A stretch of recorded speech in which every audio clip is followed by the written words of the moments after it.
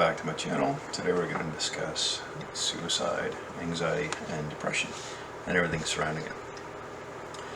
Well, to begin, I guess I could say that I've suffered depression for X amount of years, probably since I was a, early adolescent teenager. Was put on Zoloft medication and different ones alike to try to boost the serotonin in the brain, but I still felt like it was, not really helping a whole lot. My situation didn't change much. My thoughts were still pretty cloudy, foggy. Everything just seemed like there was a dense cloud hovering over my head, just raining on me all day long. And I could be in the midst of friends, family, peers, associates, didn't matter. I still feel utterly alone. And I've more or less felt like I've suffered from depression even up to this current present day, periodically, depending on what's going on. I guarantee for sure is weather. Weather really predicts and determines the outcome of my moods for the course of that day, but also the externals, the people I associate with, surround myself with, and just, more or less how I put myself out there. So I believe it was 1999 when I attempted suicide the first time. I was in a really dark place and just, I had nowhere to turn. Therapists, counselors weren't really helping much at that point either. Trying to confide in family and talk things out, it just seemed like it was a waste of time. I didn't have any resources back then, like the daily practices that I do, as I mentioned in previous videos. And I suppose too, hormones were running its course. You're trying to find out who you are, where you belong, where you fit in, and so forth at that age. And it's a difficult time, I think, for anybody, but specifically at a immature age as such. So I just remember, weeks coming to the point of attempting suicide.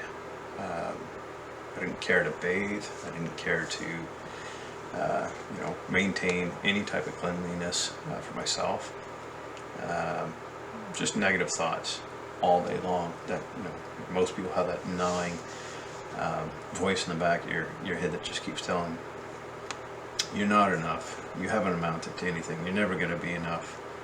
And if anything, maybe that was just voices from family members coming up and stuck with me and created that pattern in my brain.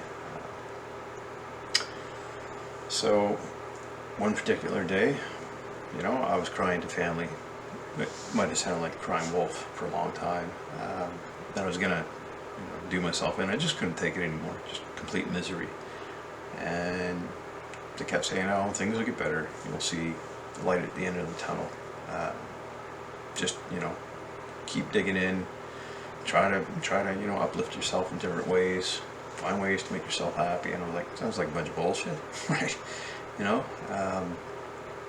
I read self-help books even back then, and it didn't seem to amount to a whole lot of anything. So I didn't know how to pull myself out of that situation and that mindset where everything was just negative circling around me. And that's it. I'm out of here. I'm signing off. And I proceeded to take a ton of pills, a sleeping medication with my antidepressant, and I think it was well over 200 pills. And I laid in a bathtub and was trying to gnaw at my wrist with a knife, but I didn't feel like cutting myself. I don't know why I did it. Just maybe as a backup plan in case the pills didn't work. I remember feeling really groggy at this point, maybe 20 minutes later, and I went to my room, draped in a towel. At that time when I smoked, I had a cigarette, and I was puffing away, and I could feel my life just, leaving me over my body. And next thing you know, I woke up and I couldn't see anything. And I was in the back of an ambulance, and I had my brother-in-law at the time saying, "Matt, you gotta wake up. We need you. Everybody wants you to be, okay, and whatnot." And I just, I thought I was gone. And when I woke up in the hospital, I remember grabbing this hose that was, forced down my throat to suck up all the pills from my stomach, or pump my stomach. And I pulled on it, and blood, because it caught the lining of my esophagus, started spraying everywhere. And what kind of brought me around was, at that point, I had my mother over the the table where I was laying, saying that my brother was coming back from out west. And I guess it was a instant reaction while I was under, something that alerted my system to wake up. So I pulled that out of my throat, only for them to, put me back under and proceed to continue pump my stomach to rid my body of the pills that I've taken, ingested. So, long story short, I ended up spending some time in a mental hospital, naturally. They wanted to get to the bottom of it, to figure out what was wrong, why I chose to, take that path that I did. And I stayed in there, God, for a couple of months, I believe, and I was still hallucinating from all the medications that were in my system. And they eventually released me without a diagnosis at that time. I still felt like garbage, trying to wade through the negative emotions and depressive states for years on. And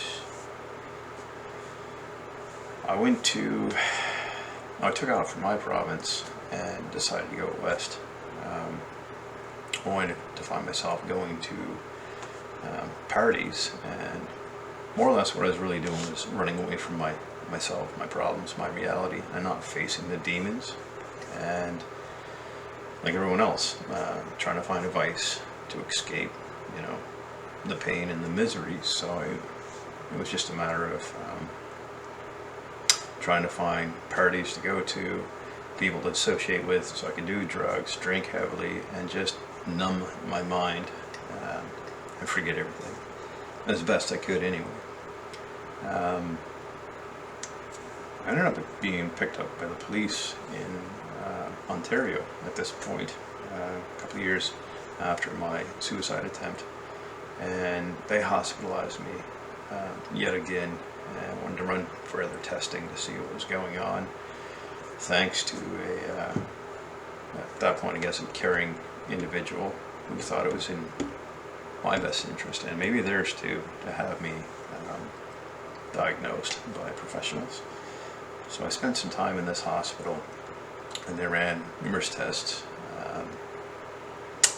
Couldn't find anything, but speculated a possible bipolar diagnosis. And I was released and journeyed further out west until I arrived in Alberta. And for a few more years, going through these trip-ups of not knowing who I was, what I was meant to do, what my purpose was, what my calling was, trying to find myself in the mix of all this. And I found myself in a situation where I was homeless, had nowhere to go, still heavily intoxicated with, booze, drugs, anything I can get my hands on. Again, as I stated, to numb the pain and misery that I felt on the daily. It wasn't even, weekly. It was like daily, moment to moment. Thinking I need to get out of this or away from myself. So the only way I can do that is to shut my mind off, and induce myself in a state of confusion or complete numbness with drugs and alcohol. And all that did was further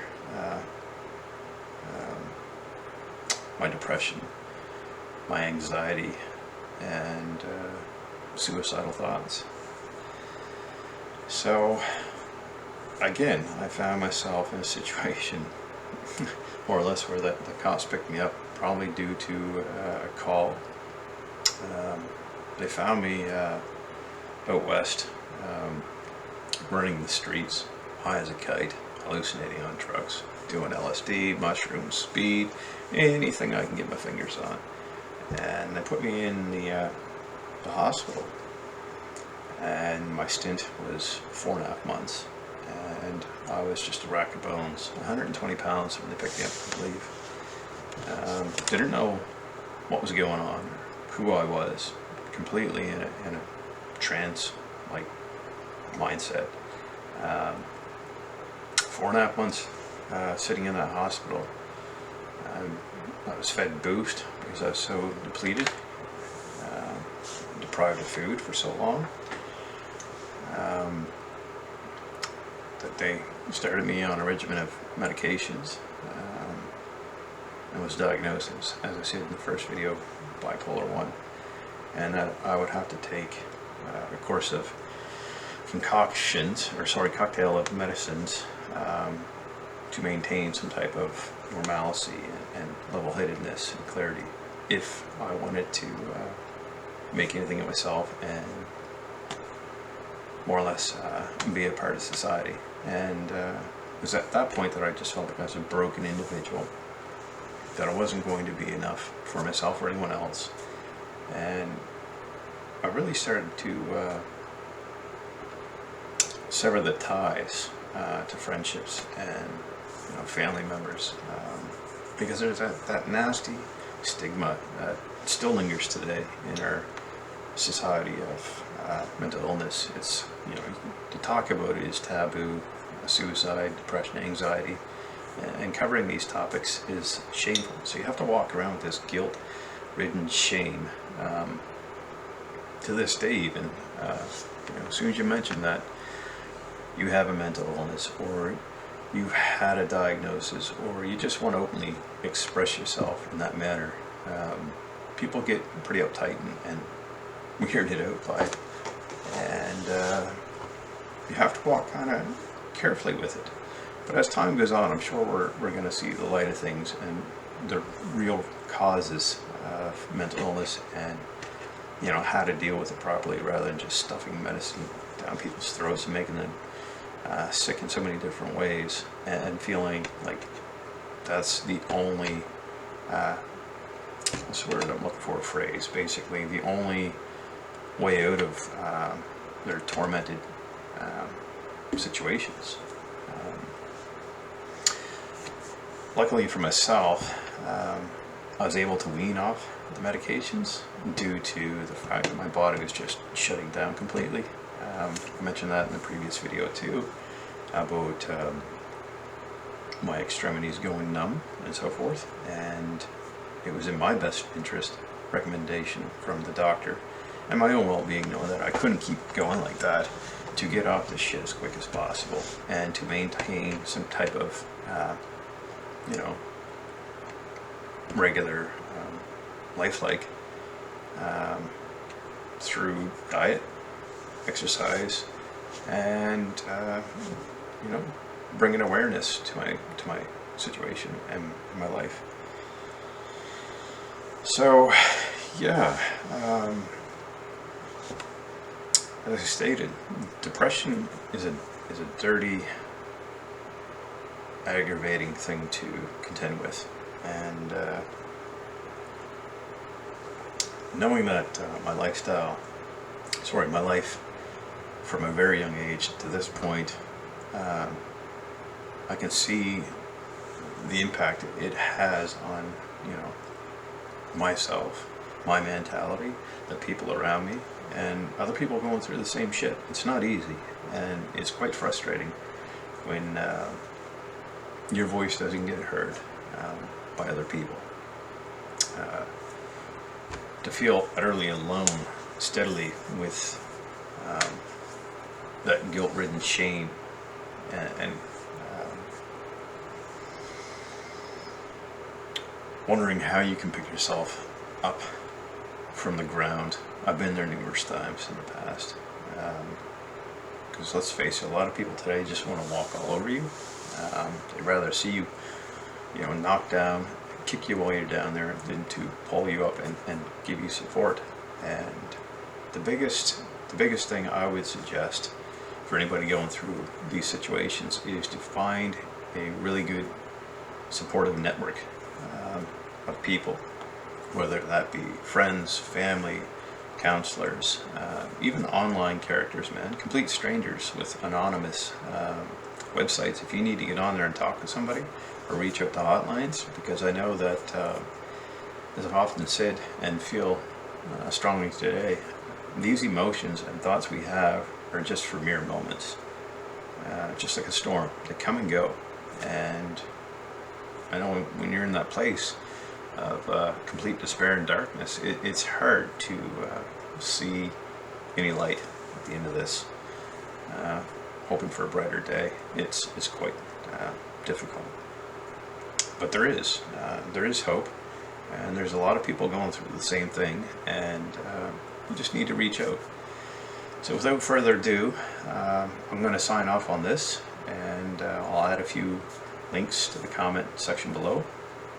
And if you like the video, hit like, subscribe, and I'll see you all next week. Take care.